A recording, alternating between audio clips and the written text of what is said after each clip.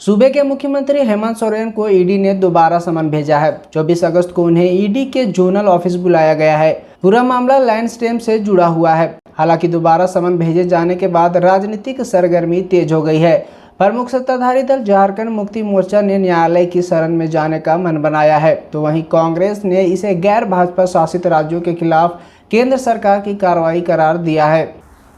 देखिए, एक पत्र में एक बात का उल्लेख है कि पॉलिटिकल मास्टर्स के इशारे पर, तो आप मजबूरी समझिए, केंद्रीय एजेंसियां भी आज मजबूर हैं।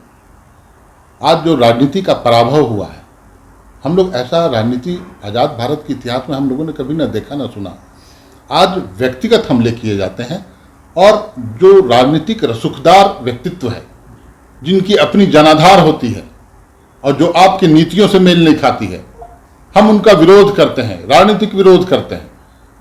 वो झुका नहीं पा रहे हैं हमको, तो इस तरह के कवायद देखने को मिलता है।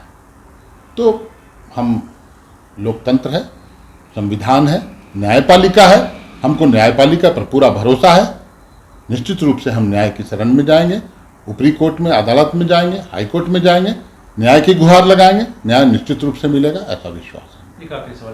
देखिए, जिस प्रकार ईडी का लगातार 2014 से गैर भाजपाई शासित राज्यों में सम्मन का खेल चल रहा है, तो स्वाभाविक तौर पे यह बिल्कुल लोकतंत्र के लिए ठीक नहीं है।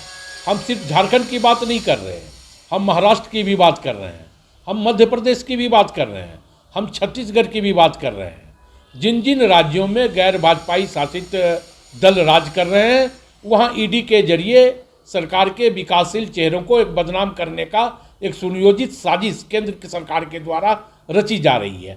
वहीं अगर हम दूसरी तरफ देखें तो कल तक यही भारतीय जनता पार्टी आसाम के मुख्यमंत्री के ऊपर सिंचाई घोटाले का आरोप लगा करके बुकलेट तक जारी किया करती थी, लेकिन जब से वो भारतीय जनता पार्टी में सम्मिलित हुए, आसाम के मुख्यमंत्री बने, तो आसाम ईडी के नक्शे से दूर हो गया।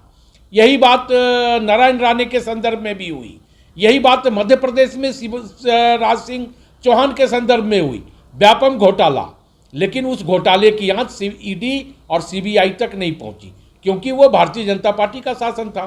तो भाजपा के शासन में अगर घोटाला हो तो अच्छी बात है, और अगर गैर भाजपाई शासित राज्यों में घोटाले ना भी हो, भ्रष्टाचार ना भी हो, तो एक ऐसा धारणा ईडी के मार्फत पैदा करो जो विकासशील सरकार के चेहरे को बदनाम करने का एक साजिश हो, और यही लगातार इस राज्य में भी किया जा रहा है।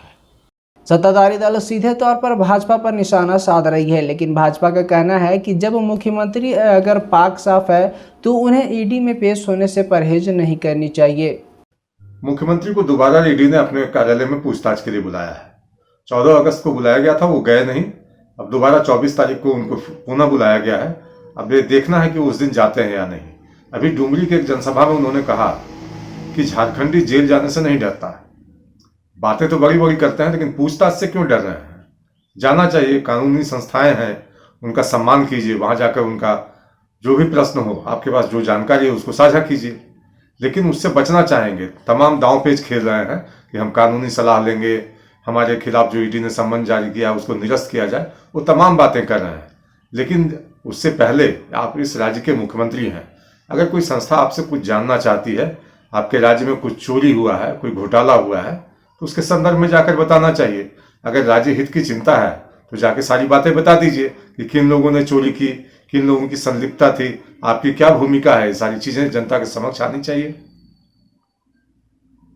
बहरहाल इससे पहले 14 अगस्त को सीएम को ईडी ऑफिस में हाजिर होने का समन जारी किया था, जिस पर मुख्यमंत्री की ओर से ईडी को पत्र लिखकर कानूनी तरीका अपनाने की बात कही गई थी।